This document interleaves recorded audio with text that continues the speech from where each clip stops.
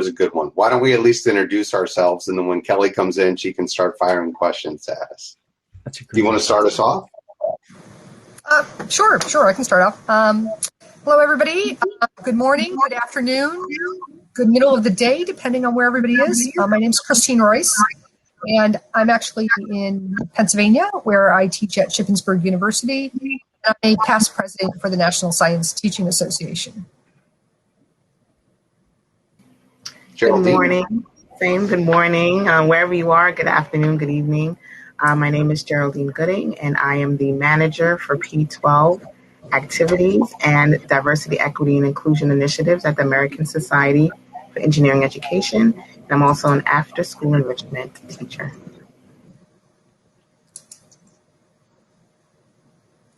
Go ahead, Steve. All right. Hi, I'm Steve Barbato from the International Technology and Engineering Educators Association, ITEEA. I'm Executive Director and CEO, and welcome everyone. We look forward to the panel. And hello, everyone. My name is Dave Barnes. I'm the Associate Executive Director for the National Council of Teachers of Mathematics.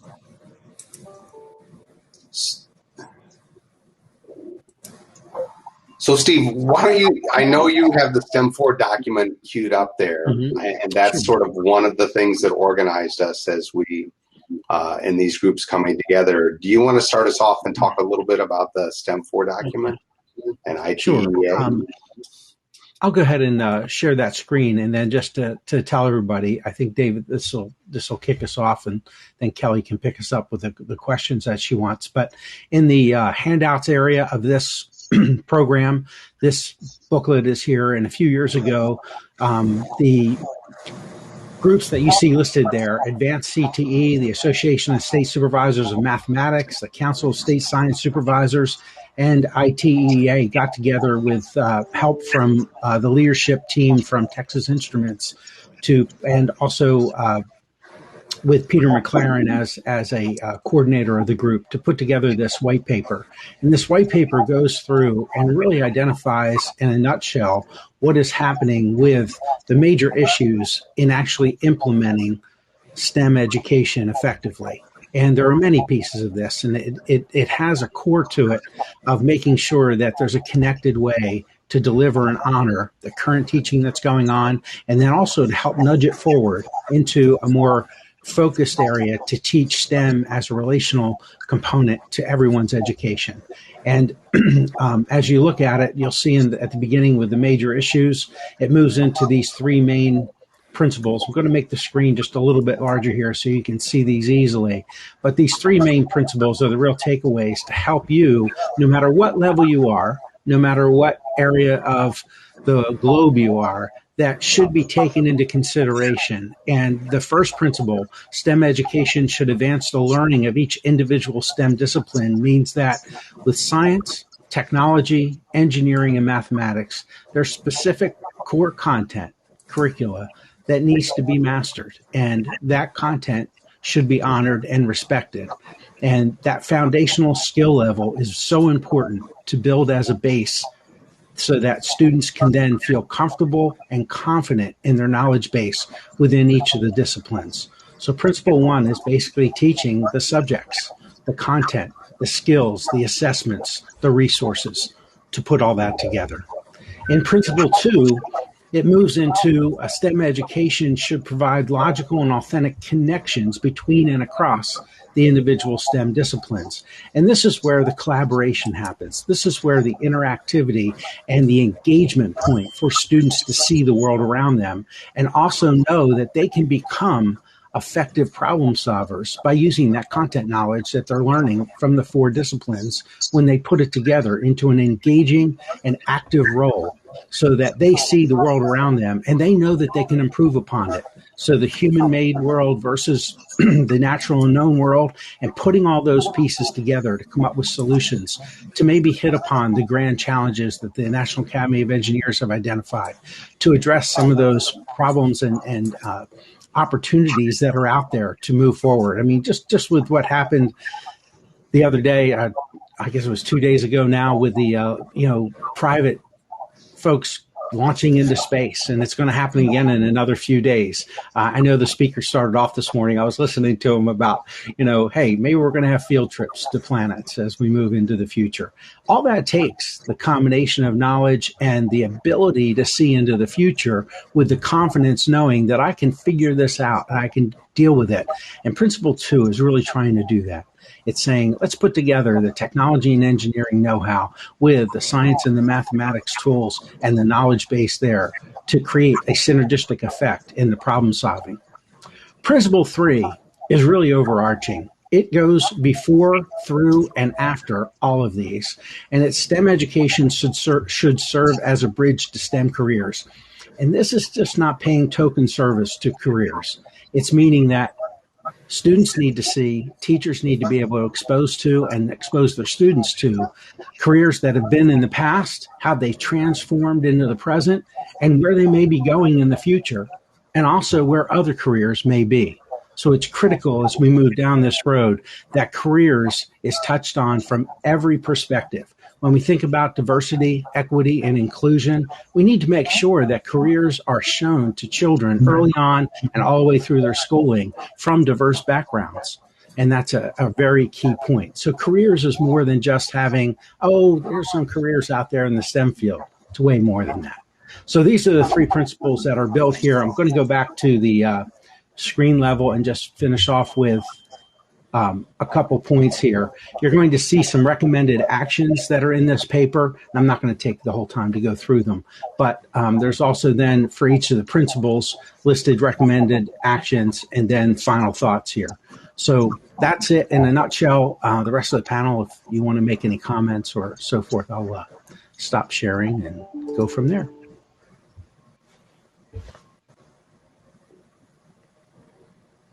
So, Steve, I'll jump in. Again, from the science background, I think what's very interesting is later today, we're supposed to have the release of a call to action for science education by the National Academy's Board on Science Education. And having gotten a brief preview of parts of it, and when you read the information, it talks about understanding where science contributes to the STEM fields and how science can merge. So I think that really does a nice job of hitting principle 1, because we have our content, everyone else has their content, but we have to understand, and students have to understand individual content before they can start to use it and apply it. So I'm kind of looking forward to seeing that release and seeing where there might be other overlaps. So Kelly is unable to join us as a moderator, so we're going to be moderating ourselves, which I think we can handle. We've presented numerous times together, and I know we can pull this off. So Geraldine, do you want to comment next, and we'll move with your thoughts on the STEM 4 paper? Sure. Good morning again. So yeah, as Steve mentioned, STEM 4 has brought us together, and as we talk about these 4 subjects, but how they work together and how important it is to recognize that. And so as an engineering organization, we see that engineering is typically looked at and starting the awareness of it being a natural integrator of the 4 topics, 4 areas.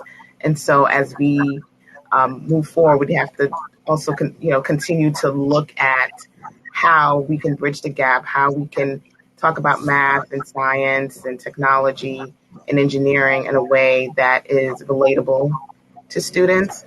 And as I kind of bridge the gap between STEM and diversity, equity, inclusion, also making sure that, all students have access to engineering, which is really important. In my experiences, I've seen that depending on what school you go to or what area you live in will determine what curriculum you get or what is taught. And so that shouldn't be a factor in your access and exposure to engineering. And I think that's what also leads into the choosing of a career.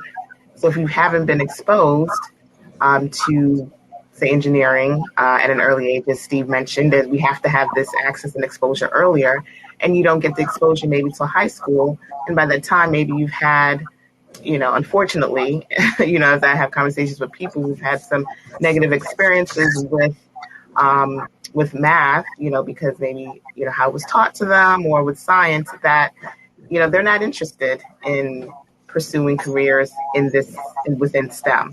And so that's doing it justice, because if we're trying to encourage more individuals, more students to have an interest, to look at it as exciting, and they're thinking about what I want to be when I grow up, we have to put things in place to make sure that happens. And sometimes that also means recognizing that students learn differently. There's not a one size fits all for every student. And I think as we move this agenda forward, as educators, we have to, understand that everyone does not learn from a book. Sometimes it takes being innovative. It takes taking the lessons outside of the classroom, beyond the four walls. Could be in the form of challenges, could be in the form of making it relatable, the subject or the topic relatable to something going on in their community, maybe something going on in their home. Is grandma needs something to help her walk around. What's an innovative way that I can bring, STEM together, to help grandma, or, there's an issue in my community, and how can I solve that using, what I'm learning in class, instead of just talking about it, they're actually doing it. So I think that's a really important way that we can move the STEM agenda forward and close that learning gap that exists right now. And that was very apparent during this pandemic, as learning went virtual and everyone didn't have access to the type of technology they needed in order to learn, as others who do have that access. And again, that also caused a broadening of the gap. And so those are things that we have to have some foresight in as educators, in making sure that we make the playing field even for our students going forward. All right.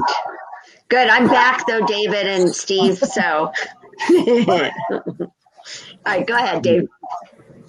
So, one of the most important things that I see in this document, and there's a lot of great pieces, is this idea of the cross area connections.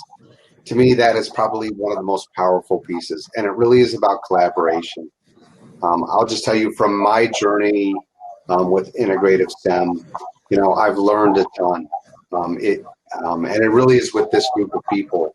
You share things, but you also get asked questions, you learn perspectives, and that collaboration, which we need and we want in our kids to build their opportunities for the future, we need to see that with us and our colleagues and the teachers. And it's finding the ways to make the time and space to do that. It becomes less, it's more than a zero-sum game. Because if I can learn science and math and engineering and technology together, just part of the time, it doesn't have to be even all the time, right? I can learn them separately, but coming together and doing that makes these connections that make it much stronger and builds the sense making that students need and see, and builds their confidence in being able to do STEM in the future. All right, Kelly, all yours. Great. So everyone did their first round of questions and introductions there. So that was terrific. And I'm so glad that you mentioned the article. And just a reminder to everyone that you can always find that materials in the handout section as well. So, we've gone through a lot of change in this last year and a half. Educators, parents, students, everybody was kind of thrown into the trenches there. What has each of your organizations what have you done? I mean, how has this worked? And so I want to talk just a little bit about the past, because that's going to build on our lessons for moving forward. So let's reflect a moment on what's occurred. And then my follow-up question is going to be, so what's next? So let's start with what's happened in the past there. And I think I'm going to start with Christine on this. Sure. Thank you, Kelly. I think what we've learned over the last year with the pandemic is that teachers are, first of all, very good at shifting and pivoting and adapting under, the most extreme circumstances going. And with that, we all, it doesn't matter where you are, what level you're at, became learners together. So we started to learn, how do we do things online? What can we do online in the sciences, and what are we doing online but really need to have face-to-face because it's going to provide better learning opportunities for the students and the interactions and the skills that they need later.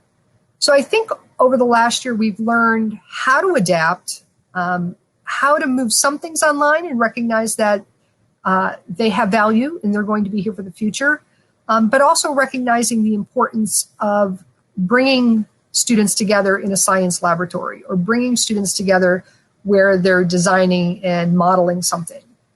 I think as we move forward, we're going to have to take that and just like Dr. Kumar said in the first one, the world of today ain't the world of the future. And we can keep saying, oh, we're back to normal. This is great. I can't wait till we get back to normal.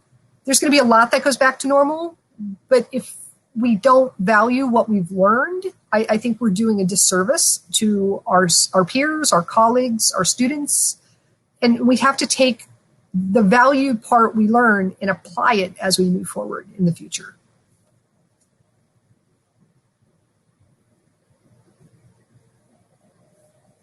Terrific. And I could not agree more than that, because I think there's so much that we have learned and you cannot just let that go. We have to use that to push us forward. So Geraldine, let's jump into you. So let's talk about your thoughts with that. Yes, I agree with Christine. We have to learn from this experience and not be so quick to go back to how things were, because though things were moving forward, we realized how much more work we needed to do through this pandemic. So I think, as you said, Christine, this is very important. We do want to get back to what we're doing, but we need to learn from this so that, this is not going to be the last time, right? I know this was major, but other things will happen, right? And so we need to be prepared in order to make sure that our educators are able to still do what they need to do. And as you said, you're totally right. I mean, the way that teachers, parents, everyone pivoted in order to support students during this time was amazing. I know it was challenging. I've heard the stories. I've experienced it. So I know it was definitely challenging. And so, one of your question, Kelly, was what are some of the things that were done? Within ASEE, we had set up a Facebook group to provide challenges that teachers could use with their students in the classroom. So it was a supportive role is what we did. We also had a lot of our members, since ASEE is mostly higher ed members, we had a lot of our university members act as supporting, I want to say supporting actors. They help the teachers in, looking at some of the challenges that they were having in the classroom, provide advice. And so that's one way that we stepped in. We also had an education series touching on various topics within engineering education, from racial equity to engineering learning frameworks. And so we were able to kind of shed a spotlight on certain topics that it affects everybody, right? So I think that because we pivoted online, I think one of the great things about it is that we were able to get resources to classrooms that didn't have it and may have been ignored before. And now that, we're like, okay, yes, everybody has to have it there. We're pouring in resources to these areas, to rural areas, to urban areas that need the support.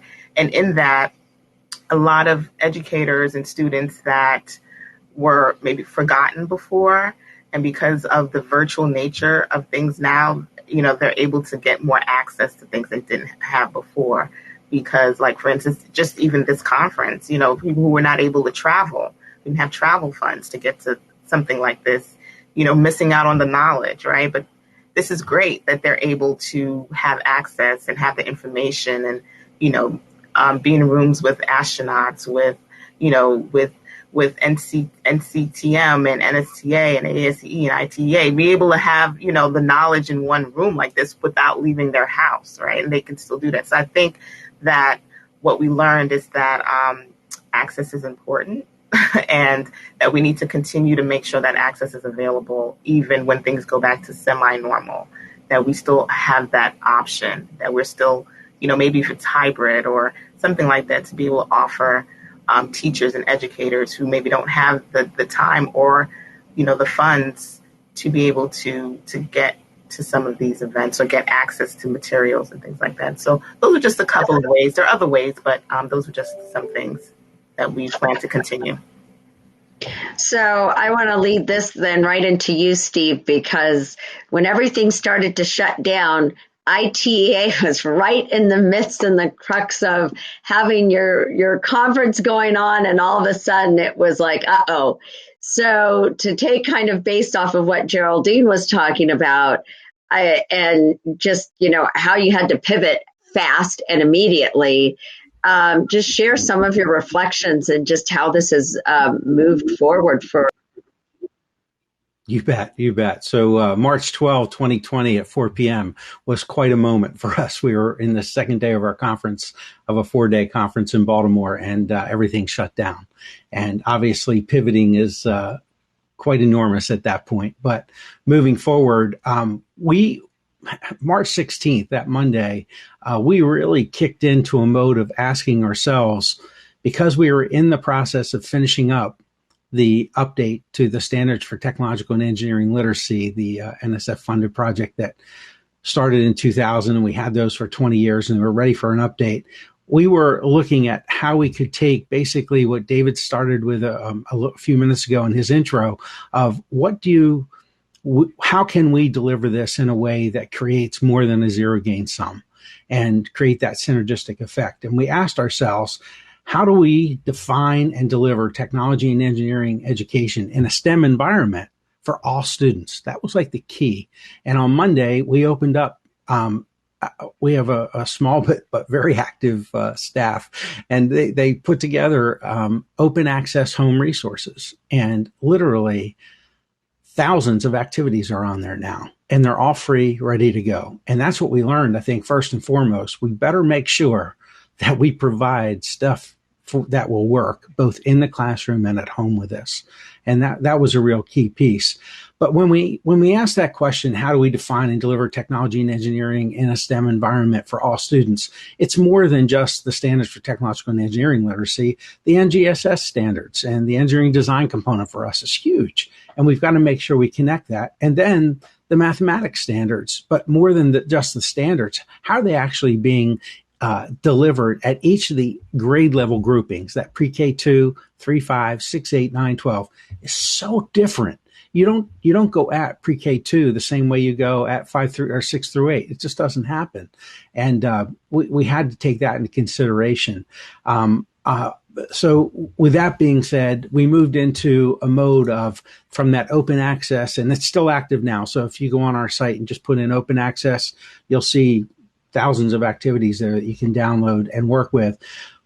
But the idea or notion of focusing on the standards, the core practices that it takes in STEM education to teach ethics and systems thinking and creativity, learning about the built environment, the communications process, energy and power, transportation, all those areas are really important. And you need to be able to connect those through meaningful ways. And those contexts are the rich engagement points that we work off of. So as we move forward, sort of going toward the second part of that question, we're looking at providing integrative STEM education examples that highlight the technology and engineering content that we're best at, but also making sure that we do it in a way that honors and brings in the appropriate math and science that fits with that technology and engineering engagement point. Thank you for that, because again, as we continue to kind of reflect on the past and think about this moving forward here, And I think what was so fascinating, I mean, David, as we like to tell the story, we started all of this on a napkin here with Al Byers and Sal Fernandez. So, as we were drafting that, but then who knew, we're sitting there full steam ahead, we're doing all of this collaboration here. And then all of a sudden, this pandemic happens. And so I know what NCTM Day, you did 100 days of pushing the math, and you had a lot of stuff that was going on. So talk to us a little bit about how that really pivoted and changed moving forward. So that is correct, Kelly. NCTM turned 100 in 2020, and we had a centennial annual meeting for April 1st. So 2 weeks before that, we were shut down. And it's sort of like the back of a napkin piece. Pretty quickly, this idea came together to do 100 days of professional learning. And I will tell you, when I joined the conversation, I'm like, we're doing 100 days. I'm like, wait. Do we have to say 100 days? Because what if we get like 26 days into this thing and there are only 6 people showing up? And they're like, no, we're doing 100 days. I'm like, okay. And it was and still is the most impactful thing that the council has ever done. It was an incredible 100 days. It was free to all teachers. We averaged about 500 participants a night and had over 1,000 on one evening. But what it did for us is to say, it's more than just content, that there is such power and passion in supporting the professional community and professional collaboration, and that we actually have tools to connect people consistently so that they understand and contribute and are part of the larger mathematics education community, STEM community. And it has changed the way NCTM thinks about how we reach members and how we connect with people and how we build community.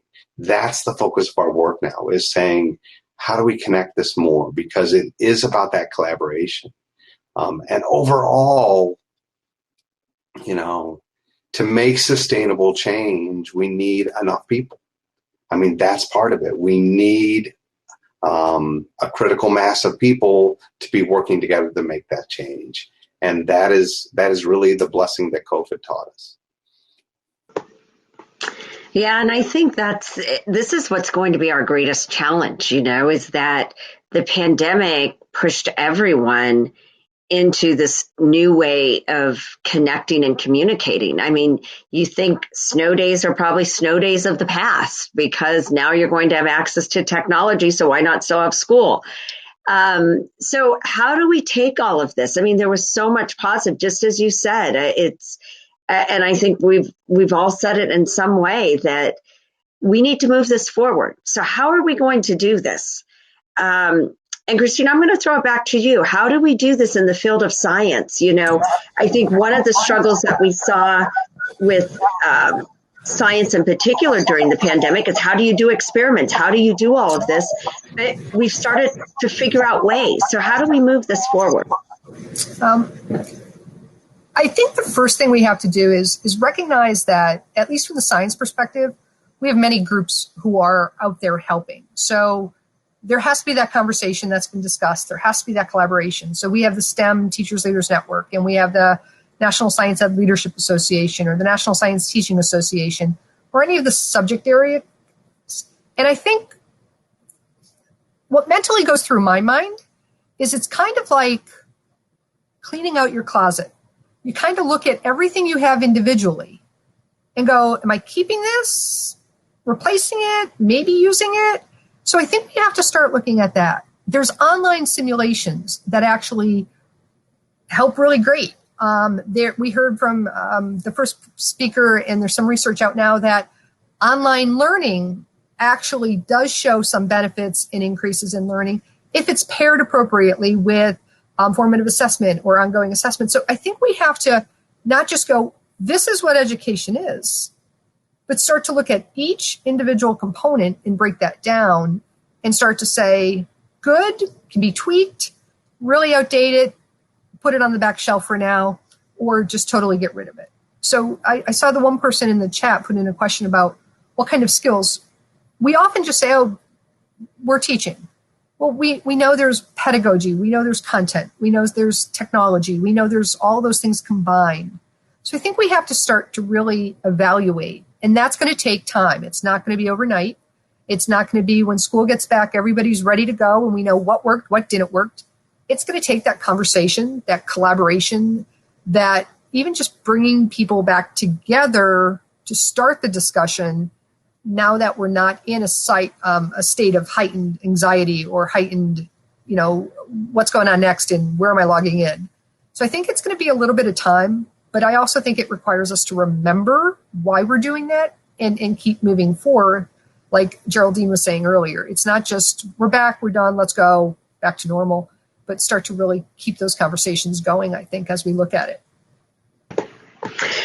So thank you for that. And I think that's a really great analogy to think about the closet, right? It's like, okay, here's what worked, here's what didn't, and, here's where I'm going to move forward. So, Dave, I'm going to throw that to you on the math side. I mean, you talked about the 100 days. I mean, I think one of the very positive things that we've seen from this whole virtual, and you've all mentioned it, is the ability to reach more people. Because it didn't involve necessarily the funds to get on a plane, to participate in a conference, to have all of that, which, yes, is incredibly valuable. But people were just thriving. Like people, they wanted this information. And so I think that's one of the things that was so great about it. So how do we move this? So I think for us, I'm going to go back to the collaboration piece. And in one sense, that's part of the element for teachers. But one of the things we see in mathematics is that's the piece we need for kids too. And that, and I know people have seen some of the data out there where maybe kids didn't learn as much in math. I mean, it really reinforces this idea that we need to get in and work together and talk about our thinking and critique the reasoning of others and doing those types of things. It also points to sort of lots of challenges that we have. Sometimes I say, it shouldn't really be a teacher lottery. Do I get a teacher that's really great in mathematics, or do I get a teacher that's really great in science or English, but struggle in other areas? That we need to find ways to have consistent professional collaboration across teachers in a school, across schools and districts, across districts and states, and across the country. I mean, that type of work is the work that makes us all better and gives all students opportunity. It really is an equity piece for us, and it's building off of those ideas. It is finding the right tools and the technology for the job, and also investing in the time for the individuals to come together and do the work needed to move us forward. Thank you. That was a very thoughtful response there. And I want to just jump into Steve, just from your side of it, because as we've seen how this collaboration works, I mean, it's amazing. And I still, when all of you come together, and I think about the in-person and seeing you from Orlando to the Philippines to, wherever else, but how this has all evolved. So how do we take this and just continue to thrive on what we're doing? Yeah, so everybody's been hitting on great points, and I'm going to sort of just work on top of those and build on them. The idea or notion that every student is comfortable and can feel good about their knowledge base and their ability to do in STEM education is a must for them to feel good about what they do in the world around them and succeed. But to get them there and to do it equitably, that is a huge challenge. So I'm going to make a statement here, and it's really easy for me to do this and then say why it isn't easy to actually implement it. And that is, we want every child to know that for every human want, need, or challenge or opportunity, they have 7 resources to come up with solutions to those. And those are tools and machines, materials, information, people, capital, energy, and time. And of those 7, right, the most critical one is time, but you also have to know a process, a system to be able to come up with those. And that's the hard part to implement. And if we don't do it thoughtfully, intentionally in this integrative STEM education mode, students are not going to be able to connect those dots. So we need to be able to focus all of our efforts as we move forward to make sure whether we're teaching algebra or whether we're teaching biology or chemistry or physics, we are connecting those dots and making sure that the engagement point with science, technology, engineering, and mathematics can put together those 7 resources in an effective way with a systems approach, that they know there's an input, a process, and output, and a feedback system that they can analyze and make adjustments to. And they don't have to be, this is probably a weird statement to make in today's world, rocket scientists to do this. They need to be able to be a deep thinker. They need to be able to know that they have the confidence in those underlying skills within those 4 areas of STEM to put together solutions that work under constraints. So designing under constraints is a big deal. And we have to make sure students practice them. I'm going to give a mathematics thing, David. And if I strike out on this, nail me on it. Okay. Seriously. I'm dead serious. I'm going out on a limb. I don't think you and I have talked about this scenario, but you always hear about students coming out of school not being able to measure, right? 9th grade, teachers will say, boy, didn't middle school teachers teach them how to measure? Well, sure they did. They go out into the world of work, and the contractors and stuff will say, kids can't measure, right? It drives me crazy. And here's the bottom line, though. If we don't teach how to measure in context meaningfully and give them thoughtful ways to practice it over time, they're never going to have that in their tool belt to use. And that's what we have to think of as we're moving forward, to be able to put it together in a thoughtful way that can be done and practiced in context over time in a variety of ways to make it stick. Thank you. So how do you do, David? We did all right. Okay. But I also think kids need to know, like, why do I measure, right? Like, they have to say, like, starting with the context, like, what do I need to know? How do I figure it out? What's the unit? What does that mean to do those things? So but you're exactly right. It's the context. It's not the exercises. It's the problems. It's the sense making. It's arguing about what is the right unit and why, and getting kids to see that measurement is just one part of a web of knowledge that they need to make things happen and make decisions. So that's exactly right, Steve. So I'll give a little sneak peek because we have Chip Heath, the author, this afternoon from 2 to 3. And he just wrote this new book, Making Numbers Count. And so it's to your point, though. And what I love about the book is the fact that it's storytelling with math. It's storytelling with numbers. It's making you think of things in a very different way. And so, again, I think as we share this, it's kind of going back to, well, why? Why is this important? Why do I need to learn this? And that's our famous question that is always asked. I'm going to jump over to you, Geraldine, because, again, thinking now as we kind of project forward, even from that transition, the K-12 and moving into higher ed there. Again, how do we continue this? How do we continue to kind of move that momentum going forward there?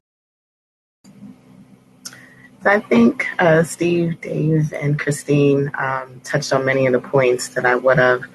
I think what is also, in addition to that, is when we're saying connect the dots within the K-12 framework, is also thinking about how we're looking at how science, technology, and relate to each other, but also how that relates within other subjects that students might be taking, and how teachers of maybe even social studies can work with the science teacher, and how the art teacher can work with the technology teacher, and how it's not just this far off hard thing over here, but how it relates to other subjects that students might be learning. And I always say to myself, I know that every student is not going to be a scientist, an engineer, mathematician, but at least if they have that understanding, that it's not this abstract thing that I can't do, it's too hard, but how it's a part of everyday life, how it relates to history, how it relates to,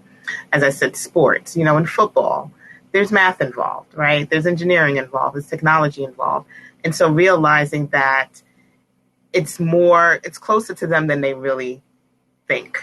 And so it's hitting that point home, and having teachers of different subjects that you wouldn't typically think are involved in STEM, having them work and collaborate with teachers. And that's another side of the collaboration. Like, we're working with each other here, but maybe we should also be talking to some of, the associations in other areas that are outside of STEM, and how we can maybe, bring each other's area of focus, up higher, and how we can support each other. So I think it's going to be a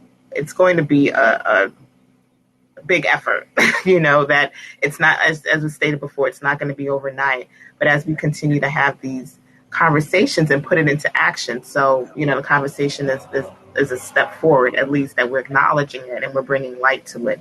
But then there's the action. And then what are we going to do? How are we going to support our teachers, and how we're going to support educators, and not just educators, content providers, textbook writers, television shows. How can we, get this information in front of students? I'm seeing cartoons now that are talking about engineering and STEM and things like this. I was watching with my nephew, who's 2, and, he's pointing out tools, and, it's just so interesting that they're talking about it so early. So I think that's great, and that's a way of bringing it into connecting the dot to something that students are already doing. They're already watching TV, right? They're already, doing PE. They're already taking art class. So how can we all work together to bring this understanding? And, I agree with Dave. It shouldn't have to be a lottery system. And I think that's what happens, is if, unfortunately, there are teachers that are very knowledgeable, and sometimes the transfer of knowledge, I want to say, is sometimes not conducive for some students. And so, unfortunately, if you happen to be in that class, that could be your make it or break it of whether or not you like math and like science, and that's it. You're done with it. I never want to take another math class. I never want to take another science class. And that's unfortunate, because that experience, just that one experience, could change the whole trajectory of someone's life, right? And so I think when we think about it in that way, we can make some significant changes. And so as we go forward, I think these collaborative efforts that we're doing need to continue. How can I work with ITEEA? How can I work with NCTM? How can I work with NSCA? We've been doing some of that already, but, moving forward, what more can we do? Can we approach other organizations too, to do that? And so, when I wanted to point out, when you mentioned the storytelling, we had a camp this summer, and that was actually one of the topics. Our commission put together a camp. They also did last year, also in response to going virtual in the pandemic, is engineering camps. And so they had a storytelling one, and how to recognize engineering in stories, or, solve a problem in a story using STEM. And so that's another way of doing it. And that could be any book. You could pick up any book. It doesn't necessarily have to be a STEM-focused book. But when you can be innovative in that way, and that's the beauty of STEM, I think, is that, once you start connecting it, and it's not just this big heading, this is STEM, but you start making it relatable. You're in the kitchen, you're cooking, science, right? You're working on a car, technology and engineering. So once we start connecting those dots, I think that's what will make students more interested. So, it's interesting that you talked about that collaboration piece, because we had a question just around it's everyone is excited to see that we, have the science, technology, engineering, and math here and connected. But if we really want to think about true integration and shifting this, we also need to be thinking about the other disciplines. literacy, history, art. I mean, there's, so on and so forth. Even after school programs like a coding program or a robotics program. How do we really tie all of this in together? So, if a couple, I'm just going to kind of pick on you quickly just to answer it because we have about 10, 15 minutes left here. So I want to just kind of go through some of these additional questions we're getting. So how do we collaborate with others? What's kind of next in this? How do we pull them in? I'm going to start this time with David. So to do the collaboration, it takes effort by you. You can't force people. You can invite people to collaborate. And that's what I would say is find someone, set out some time and find some places. It doesn't have to be all the time, but say, is there one lesson or one unit we could collaborate on this semester? And just find a way to start to do that. And then as more people want to be involved, bring them in. So start small and grow it. In the end, what you'll see is kids will start to make the connections and you'll see the value in it. But take the first step yourself and reach out. Yeah, and I would say just seeing that firsthand, and we're going to hear a little bit about this from the NAACP, their panel's coming up next, is to see all of a sudden teachers who are so nervous to collaborate. Well, I know my science, I know my math, and then another teacher saying, but I know my literacy. And then all of a sudden you start to see that magic happen where all of a sudden and then what really is cool is when the student goes, I know why I'm doing this. I was learning that in science or math or literacy or social studies, whatever it was. So it's great. Christine, I'll pop this over to you because I'm sure you've seen some of this happen too. So would love to. I do think it takes effort, like Dave said, and it's not you with pointing you, it's you, me. I have to put the effort in just to invite someone, just to say, you know what, that means I might have to change what I'm doing.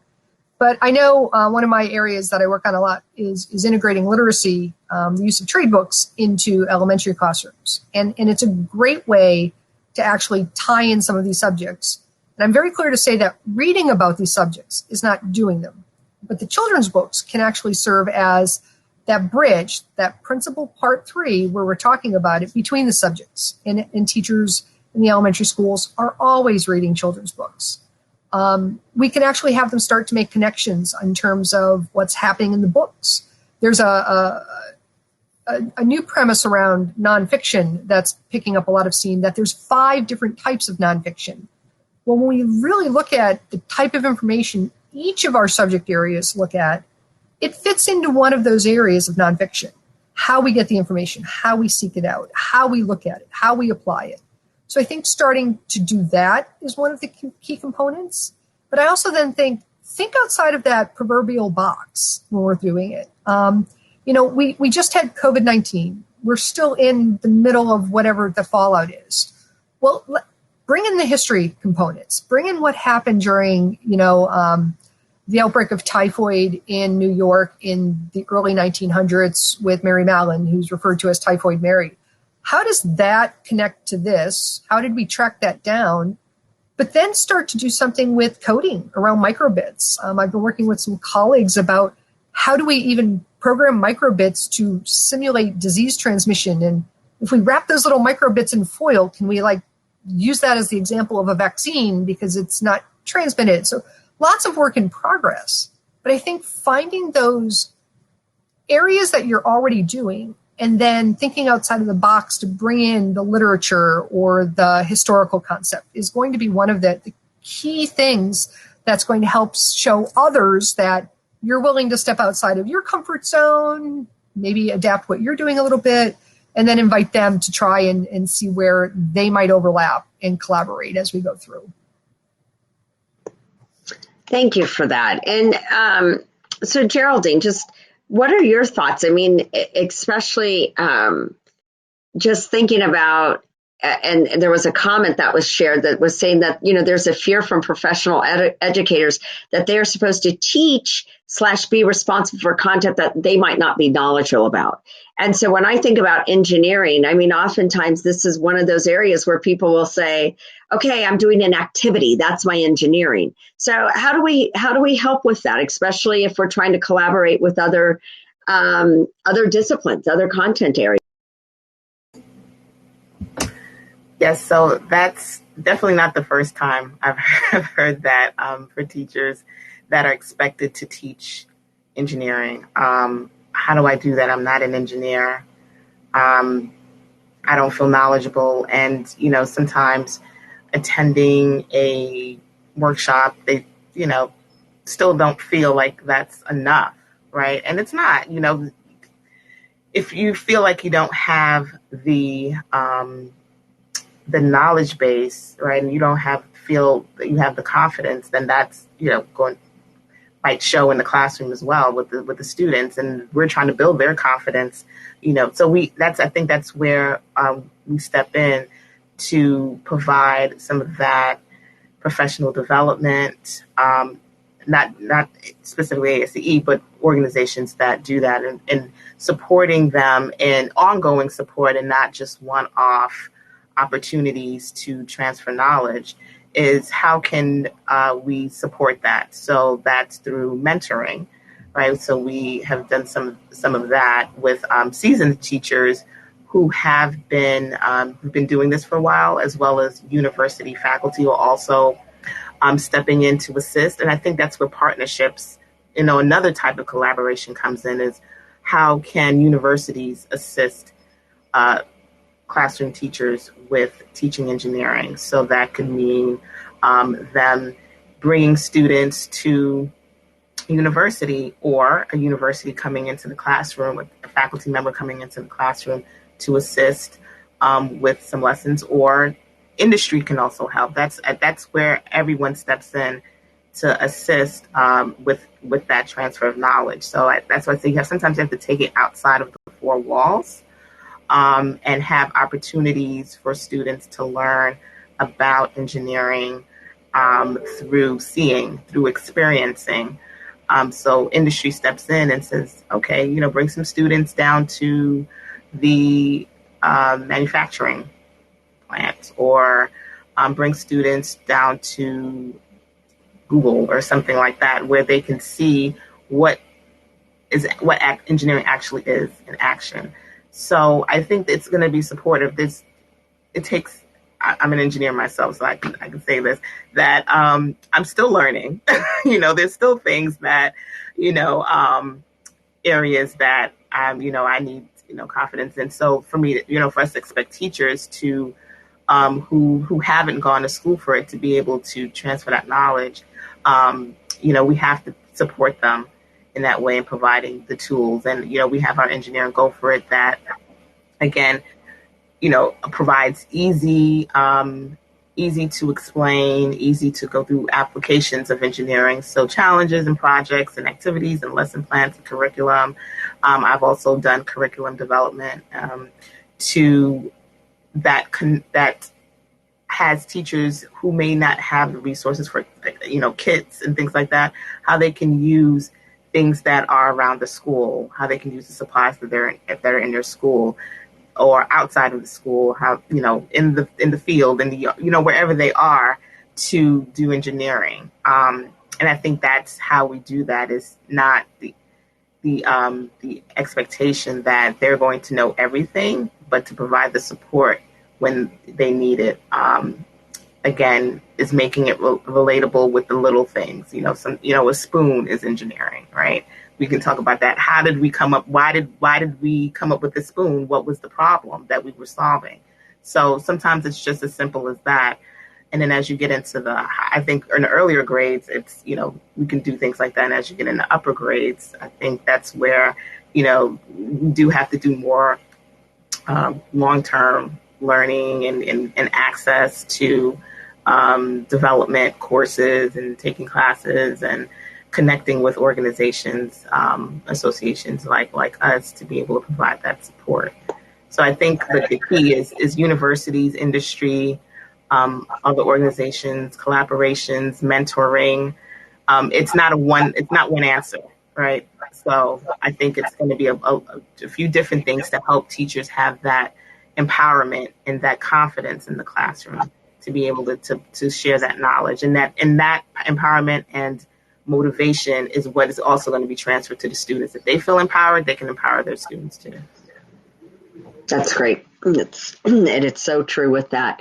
So I'm, as we're kind of winding down here on the question. So Steve, I'm going to, pass this to you, but I'm also going to ask that everyone just give, maybe a 30 to 60 second kind of shout out for kind of what's coming up next. So I know we have the ITEEA conference coming up in March, but just give a little shout out too for what's coming up and what you have planned. So 30 to 60 seconds there. So Steve, I'm going to start. All right. Sounds good. So my 30 to 60 seconds will say that hopefully you can look at our website and see those resources.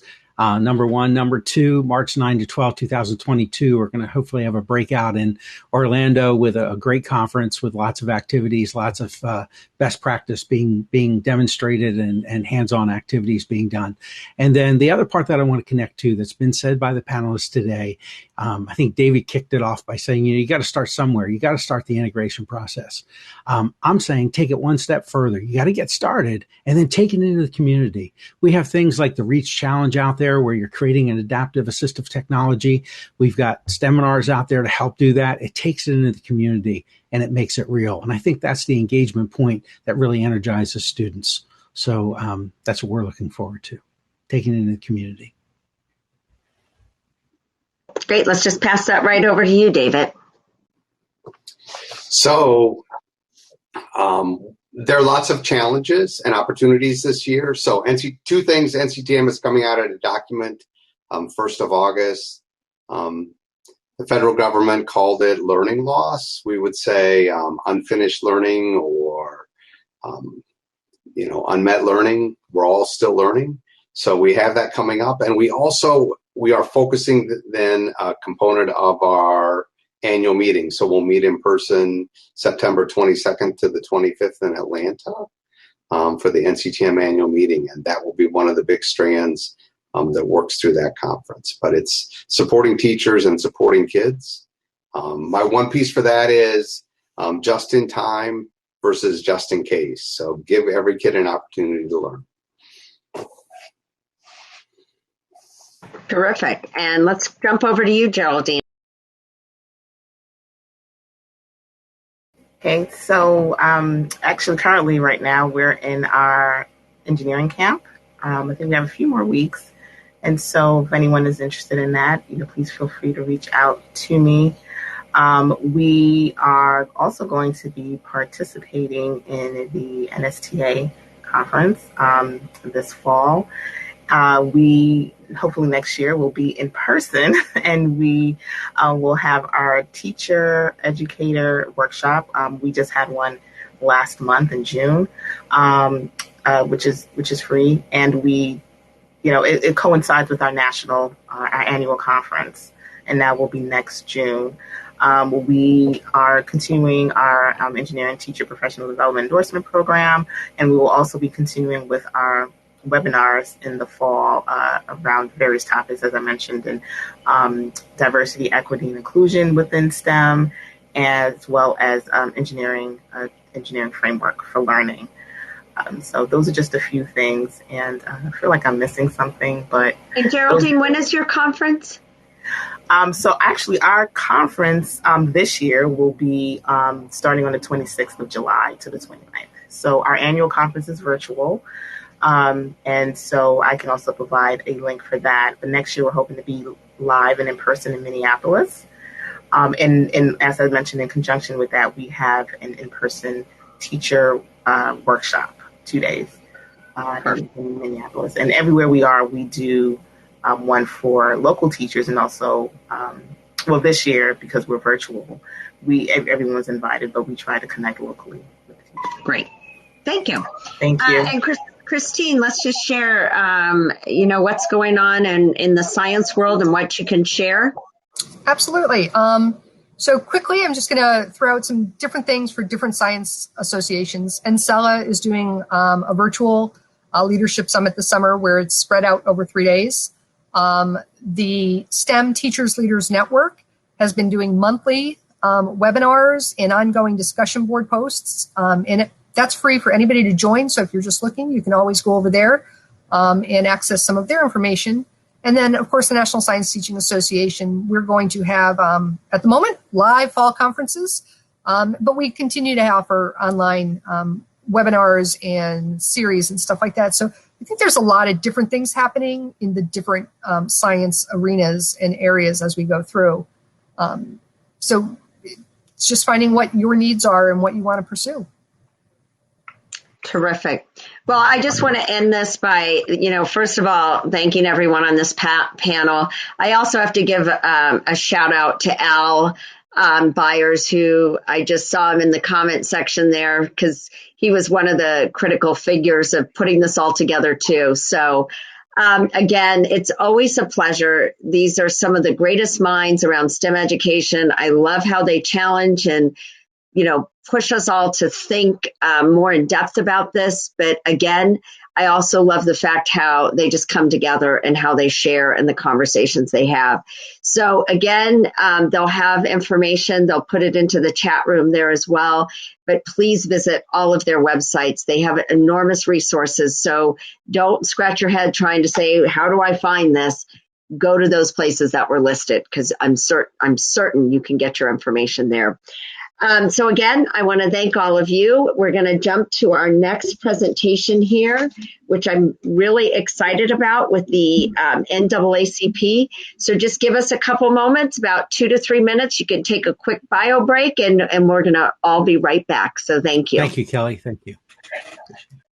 Thank you, everyone. Thanks all. Thank you. Thank you, everyone.